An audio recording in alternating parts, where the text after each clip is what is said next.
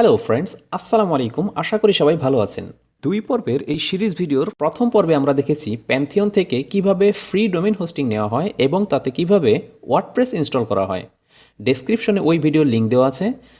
যারা এখনও দেখেননি তাদেরকে অনুরোধ করব আগে সেই ভিডিওটা দেখে আসুন, তাহলে আজকের ভিডিও বুঝতে সহজ হবে।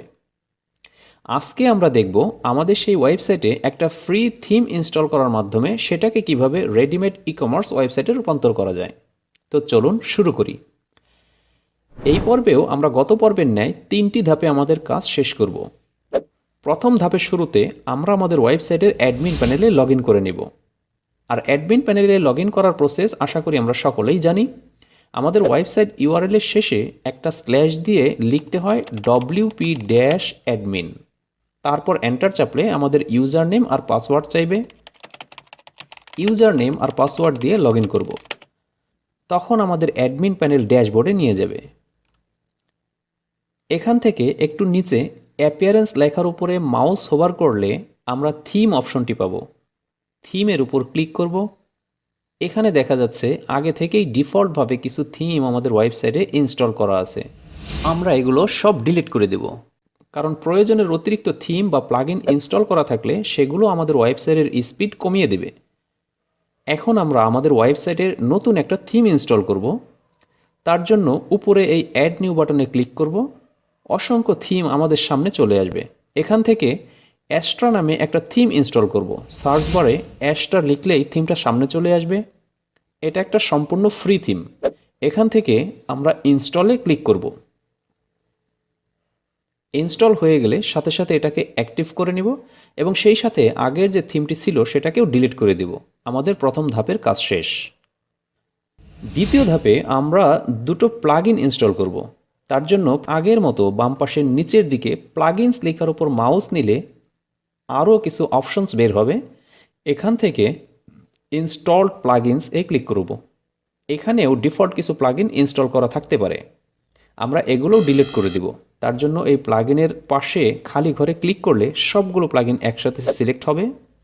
তারপর এই বাল্ক অ্যাকশনের ডান অ্যারোতে ক্লিক করলে অনেকগুলো অপশন পাবো।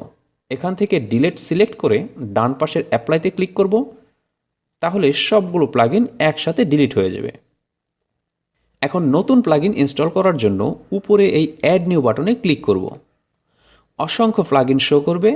আমরা ডান পাশে সার্চ বারে লিখব স্টার্টার টেমপ্লেট। স্পেলিংটা ঠিক করে লিখবেন, স্টার্টার টেমপ্লেট। তাহলে টেমপ্লেটটি সামনে চলে আসবে। আমরা এটাকে ইনস্টল করব, তারপর অ্যাক্টিভ করে নেব।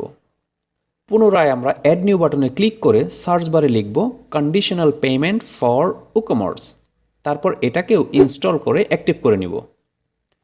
এখন আমাদের থিমে একটা ডেমো সাইট ইনপুট করব। তার জন্য এই স্টার্টার টেমপ্লেট প্লাগইনের সি লাইব্রেরি অপশনে ক্লিক করতে হবে। আমাদের সামনে একটা ভিডিও আসবে। ভিডিওর নিচেই দেখুন বিল্ড ইওর ওয়েবসাইট নাও লেখা, এর উপর ক্লিক করব। পরের পেজে একটা পেজ বিল্ডার সিলেক্ট করতে হবে। আমি এলিমেন্টর সিলেক্ট করলাম। তখন আমাদের সামনে বিভিন্ন ক্যাটাগরির অনেকগুলো টেমপ্লেট শো করবে। আমরা পছন্দ মতো একটার উপর ক্লিক করলাম। এখানে আমাদের ওয়েবসাইটের জন্য একটা লোগো চাইবে, অবশ্য এটা পরেও দেওয়া যায়। ক্যানভা থেকে এই সাইজের একটা লোগো আমি আগেই বানিয়ে নিয়েছিলাম, সেটাকে এখানে আপলোড করে দিলাম।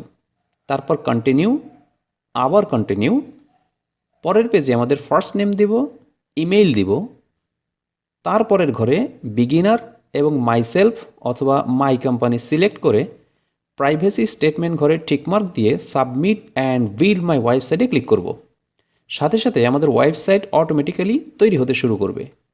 কমপ্লিট হওয়া পর্যন্ত অপেক্ষা করব।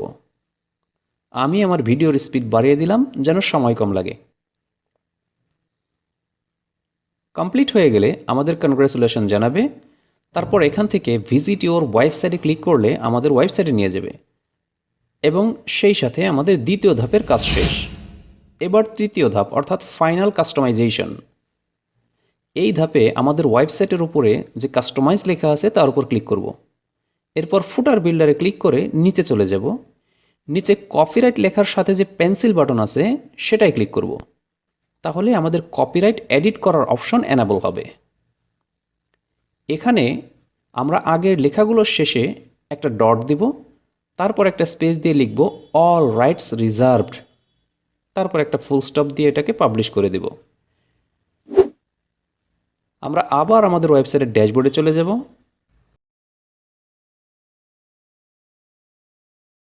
সেখান থেকে প্লাগইনস, তারপর ইনস্টল প্লাগইনস, অতঃপর কন্ডিশনাল পেমেন্টস, তারপর এই কন্ডিশনস থেকে পেমেন্ট মেথডে ক্লিক করব।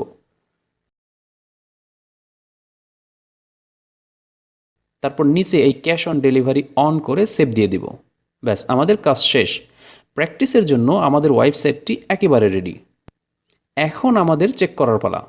তার জন্য আমরা আমাদের ওয়েবসাইটে চলে যাব, একটা প্রোডাক্ট ভিউ করব, অ্যাড টু কার্ট করব, চেক আউট করব, তারপর বিলিং ডিটেলস ইনফরমেশন দিয়ে কনফার্ম অর্ডারে ক্লিক করলাম এবং অর্ডারটি কমপ্লিট হলো। এখন আমরা আমাদের ওয়েবসাইটের ব্যাকএন্ডে গিয়ে দেখব অর্ডারটি আসছে কিনা। তার জন্য আবার আমাদের ওয়েবসাইটের অ্যাডমিন প্যানেল ড্যাশবোর্ডে চলে যাব এবং একটু নিচে উকমার্সের উপর মাউস রাখবো। তখন অনেকগুলো অপশনস বের হবে। সেখানে অর্ডারে দেখা যাচ্ছে একটা অর্ডার অলরেডি চলে আসছে। আমরা অর্ডারের উপর ক্লিক করলে অর্ডার পেজটি ওপেন হবে। তারপর এই অর্ডারের উপর ক্লিক করলে আমরা অর্ডারের ডিটেলস দেখতে পাবো। তো এই ছিল আজকের ভিডিও। ভিডিওটি যদি আপনাদের উপকারে আসে তাহলে লাইক দিবেন, কমেন্টস করে জানাবেন কেমন লাগলো, আর বন্ধুদের সাথে শেয়ার করতে ভুলবেন না। এরকম আরও ভিডিও পেতে আমার চ্যানেলটি সাবস্ক্রাইব করে রাখতে পারেন। তো দেখা হবে পরের ভিডিওতে। ততক্ষণে ভালো থাকবেন সবাই। আল্লাহ হাফেজ।